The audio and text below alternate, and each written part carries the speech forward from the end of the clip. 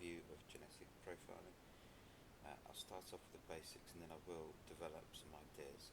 So I will tell you at which point you can switch off if you want to, but I will be extending a little bit beyond the curriculum here. Okay, so we're going to look at genetic markers. Now, genetic markers is a general term for a region of DNA or a gene or a region of DNA which varies between species or individuals within that species. They're a known region of a chromosome, and we use it for identification, as I said, or comparison between individuals. Importantly, what we need from a genetic marker is the idea of them being polymorphic, which means they show variation between individuals. No point in looking at a region which is similar between individuals, so they show polymorphism and they have many forms. We will be looking at STRs, or short tandem repeats, and I'll explain what they are in a bit. You might also see SNPs or SNPs, commonly termed SNPs, which are single nucleotide polymorphisms. I won't talk much about these, but if you're interested in about SNPs, then please grab me in class. So STRs, that stands for short tandem repeats, and these are regions of DNA which are scattered evenly throughout our genome, and they're specifically non-coding regions of DNA. Okay, so they don't code for anything that we know of, and they do represent quite a large percentage of our genome. So about recent studies here have shown about 3% of our genome comprises of STRs, and typically they're between 1 and 6 base pair repeats of nucleotides. So what does that look like? Well, I've got an example here. This is a short tandem repeat here, and we can see the same sequence, GAGA, is repeated, GAGA, and it's repeated over again. Okay, as I represent this throughout, obviously DNA is double stranded, so I'm just looking at one strand of DNA here. You can also see the edges here, the flanking regions. So we know the flanking regions of these STR loci, we'd call them, and this is important when you think about PCR, which we will cover in later lectures. But PCR, we need to know the flanking region because we need to design the primers. But as I said, this will be covered in later lectures. Okay, so the STR region is this region here, and we're looking at repeat units of this STR. So that's one repeat unit, and we've got a second, a third, a fourth, a fifth, and a sixth repeat unit of this STR. So as I said in the beginning, the important thing about STRs is that they show polymorphism between individuals. So if we have individual 1 up here, we can see there are 1, 2, 3, 4, 5, 6 repeat units of this STR. Individual 2, we have 7 repeat units of this STR, and individual 3, we have 9 repeat units of this STR. So as I said, it's important to use STRs because of this polymorphism. So this is an intrinsic part of STRs that makes it useful for identifying between individuals. I also mentioned that the STRs were evenly distributed throughout our genome. So I've got a representation of our genome. This is a karyotype. If you remember, we have 23 pairs of chromosomes here. We've got one chromosome which is maternally inherited, and the other chromosome which is paternally inherited. Okay, so I'm just going to look at chromosome 3 for the time being. So if I zoom in on chromosome 3, so this is the loci for the STR region here, and we've got obviously one chromosome which is paternally inherited and a maternally inherited chromosome here, and we can see that we have a different number of STR repeat units. So we've got 6 repeat units here, and we've also got 9 repeat units on that chromosome. So if we take this information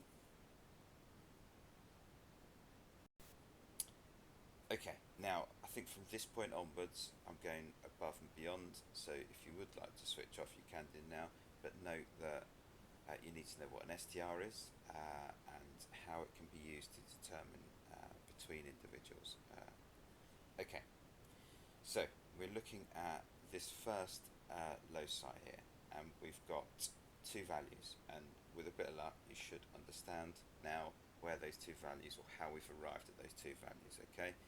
But if not, we've got the 6 being the number of repeat units on that chromosome, and we've got 9 being the number of repeat units on that chromosome. Okay, now that's a value which for this individual. Now we need to understand how frequent this value is within the population. So what we do is we take a sample of the population, and these are actual numbers, by the way. So we've got a population of 400 people, and they looked at the prevalence, or how frequent this first allele was in the 400, and there's a value there, 113 people had this loci at, this allele at that loci. How frequent's the second allele? Well, again, we've got a number for this, so 89 individuals within that population of 400 people had that allele at that loci. Okay? So, the frequency. The frequency of the first allele is 0.2825, and the frequency of the second allele is 0.2225. So I've literally just divided the frequency by the population size. Okay, so we have our allele frequency here. We have two allele frequencies here. Now we need to try and calculate our genotype frequency. So how frequent is this genotype? So how frequent is the genotype 6, 9 in the population? Okay, and for that we need to use Hardy-Weinberg. So if you remember from the other side, Hardy-Weinberg's used to calculate the genotype frequency from allele frequency. Okay, so first thing we need to understand, is this a heterozygous allele? Yes. And we therefore use 2pq to calculate the the genotype frequency. Okay, so 2pq. The value p, the value p is this, and the value q is this value.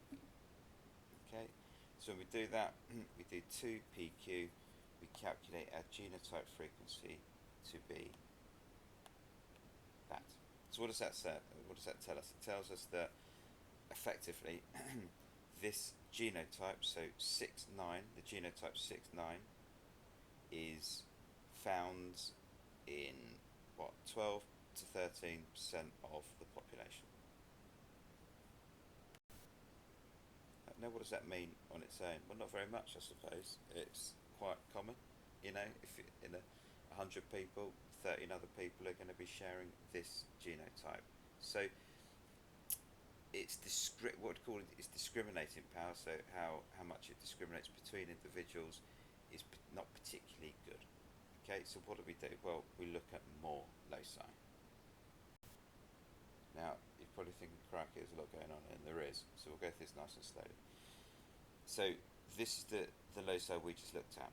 Okay, that's on chromosome number 3.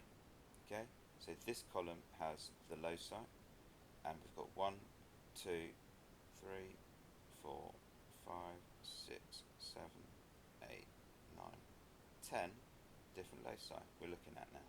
Okay,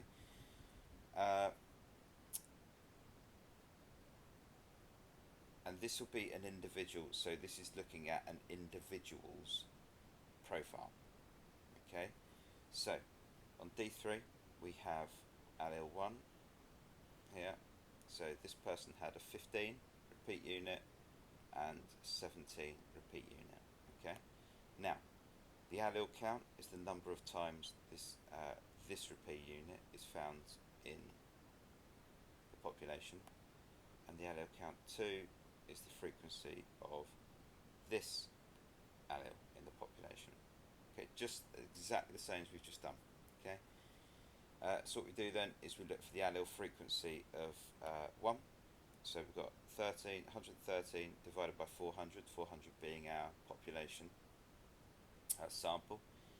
And we also have here 89, which is the allele count divided by the frequency, the number of individuals in the population that we've sampled. So we've got two frequency calculations here for those two alleles. Okay, and then we stick it through Hardy-Weinberg again, and we then get a value at the end here. So my value is specifically this. So that is my genotype frequency, 0.1257. Okay, same genotype frequency as the example I just gave. Okay, we then look at a different loci on a different chromosome, and we go through the same process. So, we've got 14 being the allele number. We've got the count of that allele in the population. We've got 17 being the second allele number. So this is the number of repeat units, remember. And we've got the allele count, so how many times is that found in the population. We then go through the same process. So we've got my frequency here for allele number 1, which again is just the value, the count divided by that population number. Okay, so this time it would be 34 divided by 400. And we then get our second allele frequency here. Obviously there's just one colour. Let's keep it the same. So there's my second allele frequency. Again, go through Hardy-Weinberg. You'll notice here that they are heterozygous again, so they're different. The alleles are different.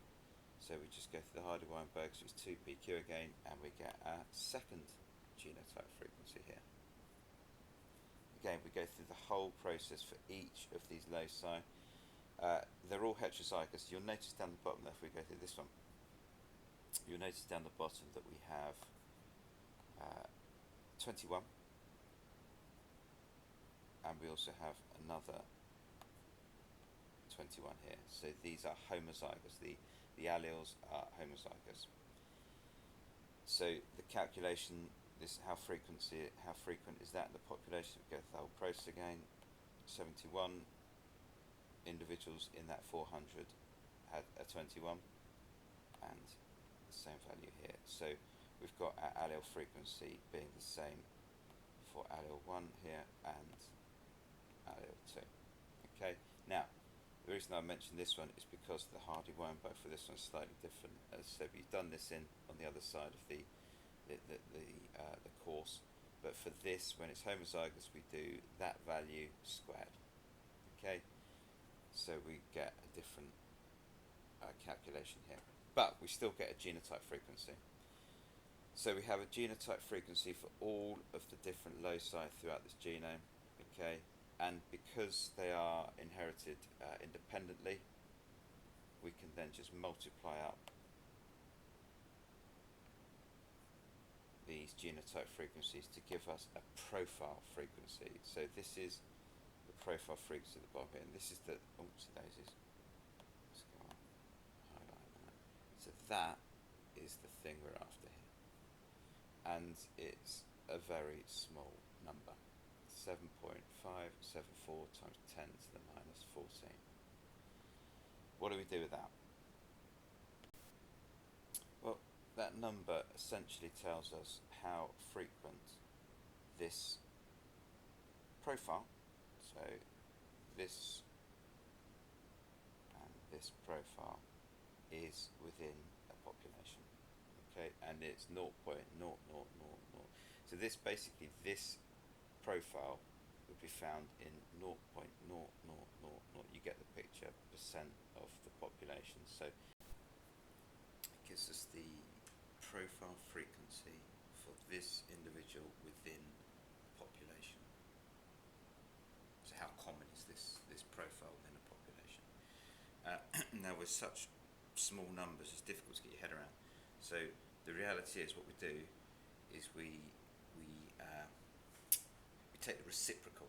So we flip it around. We take the reciprocal. So instead of saying this profile is found in 0.0000, you get the picture, times 10 to the minus 14% of the population, what we actually say is the chances of this profile coming from someone other than and unrelated to this individual are 1 in a billion. Okay, now clearly the number's going to be, the reciprocal is bigger than 1 in a billion, but we just take it as a standard 1 in a billion, because anything over that doesn't really increase any value. It doesn't give you any greater value. Once you get to 1 in a billion, well, a jury would be happy taking that information. Okay, so the chances of this profile coming from someone other than and unrelated to, and that's an important bit, this individual is 1 in a. So here we have a printout of an individual's DNA profile. I've redacted it because obviously I don't want you to see the actual values. It's my profile, frankly, so I don't want you to see my DNA profile, but there we go. So we've got the different loci here. It said, so we've got this loci up here, which is found on chromosome number 3, and then we have all the way through here, second loci on a different chromosome, third, fourth loci on a different chromosome.